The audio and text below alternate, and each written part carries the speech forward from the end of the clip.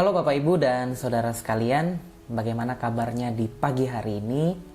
Apakah kita bangun dengan mata yang terbuka, kemudian kita merasakan bagaimana kehangatan Allah memeluk kita dan menyentuh hati kita? Dan saya terus-menerus berdoa agar kita senantiasa berada di dalam lindungan Tuhan, hati kita senantiasa diberi kasih karunia, diberi damai dan sukacita yang datangnya dari Tuhan saja. Nah, biasanya ketika saya sudah selesai membuat video renungan dan mengeditnya, saya menghabiskan sisa pagi atau sisa subuh dengan bermain game. Dan game favorit saya di akhir-akhir ini adalah L.A. Noire. Itu adalah game detektif, dimana ketika saya memainkannya, saya menjadi seorang detektif, memecahkan kasus demi kasus, mengumpulkan bukti demi bukti atau petunjuk demi petunjuk, menginterogasi suspek atau para tersangka, kemudian menginvestigasi sebuah tempat atau lokasi untuk menemukan petunjuk dan bukti-bukti. Dan pada akhirnya saya harus melakukan analisa dan kesimpulan siapa pelaku kejahatan pada sebuah kasus yang saya pecahkan. Ketika saya melakukan kesalahan pada permainan itu, pada game itu, saya bisa dengan mudah untuk merestart kembali. Kemudian saya menjalani dari awal, memperbaiki kesalahan yang saya buat, kemudian saya mengakhiri game itu dengan baik, dengan poin yang tinggi. Saya bisa mengulang kembali, karena saya memiliki kesempatan untuk mengulang, kemudian menjalani permainan itu dengan mulus, dengan baik.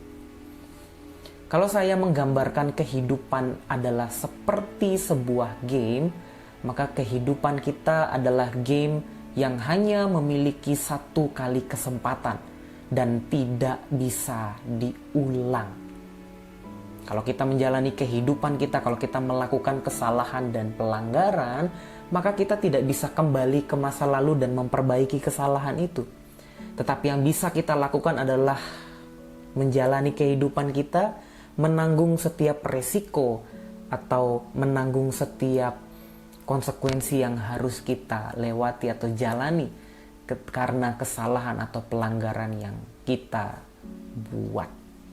Oleh karena itu, ketika kita menyadari bahwa kehidupan ini hanyalah memiliki satu kali kesempatan dan tidak bisa diulang, maka kita menapaki kehidupan kita dengan kehati-hatian, dengan penuh kewaspadaan, agar jangan sampai melalui kehidupan kita melakukan sesuatu yang fatal, merugikan diri kita sendiri dan merugikan orang lain. Nah, pesan supaya berhati-hati pernah disampaikan oleh Allah kepada Yosua di dalam Yosua pasal yang pertama ayat yang ke-7. Hanya kuatkan dan teguhkanlah hatimu dengan sungguh-sungguh.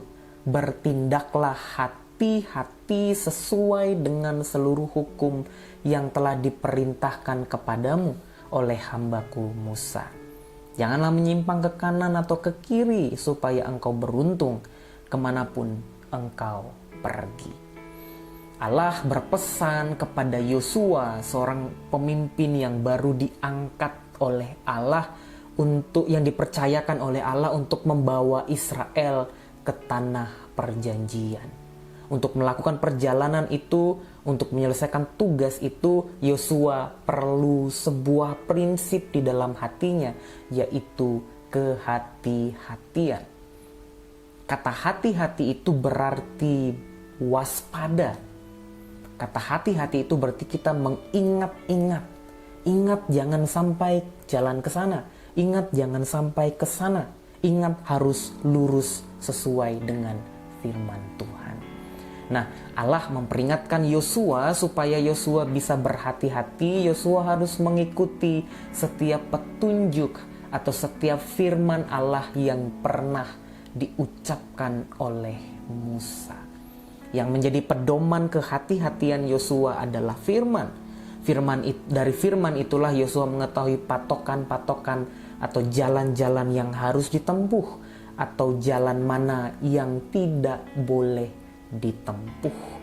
Dengan mengetahui firman Allah, dengan mendekatkan diri dengan firman Allah, dengan belajar dan menghidupi firman itu, maka Yosua memiliki sikap hati atau kehidupan yang waspada atau berhati-hati.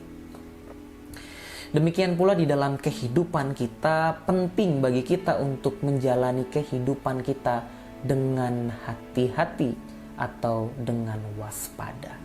Di tengah pandemi ini, hati-hati menjadi sebuah frase yang penting bagi kita untuk selalu kita ingat, untuk selalu kita terapkan di dalam kehidupan kita.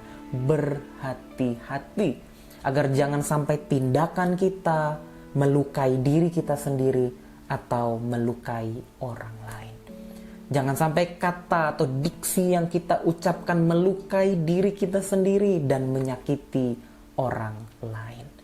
Jangan sampai ketidakhati-hatian kita atau kewaspadaan kita justru itu merusak atau menyakiti diri kita sendiri, bahkan menyakiti banyak orang. Oleh karena itu kita perlu menerapkan protokol kesehatan dengan tertib, dengan hati-hati, supaya kita tidak melukai atau menyakiti diri kita sendiri dan tidak melukai atau menyakiti orang lain. Bagi kita yang sudah bekerja di tempat kita masing-masing, mari kita terapkan kehidupan yang bersih, yang sehat, menjalani kehidupan kita dengan hati-hati. Karena dengan jalan itulah kita dapat memberikan kehidupan kita, berkontribusi bagi sesama kita. Dalam pandemi ini, di masa-masa pandemi ini, penting bagi kita untuk selalu berhati-hati dan berwaspada, agar jangan melalui kehidupan kita banyak orang terluka dan menjadi sakit.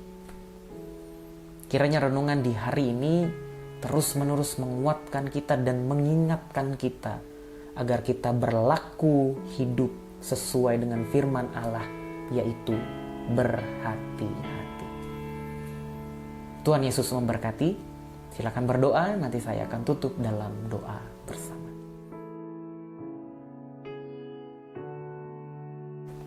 Mari kita berdoa. Kami bersyukur ya Allah, firman-Mu mengingatkan kami dan terus-menerus mengingatkan kami untuk berhati-hati, menjalani kehidupan kami dengan waspada, tidak sembrono, tetapi kami menjalani kehidupan kami, menapaki kehidupan kami penuh pertimbangan, dekat dengan firman-Mu yang menjadi pedoman kehidupan kami, dan kami menjalani kehidupan kami dengan hati-hati agar melalui kehidupan yang kami jalani tidak ada orang yang terluka atau tidak ada orang yang tersakiti. Terima kasih ya Allah, di dalam nama Yesus kami berdoa. Amin. Tuhan Yesus memberkati kita di hari ini.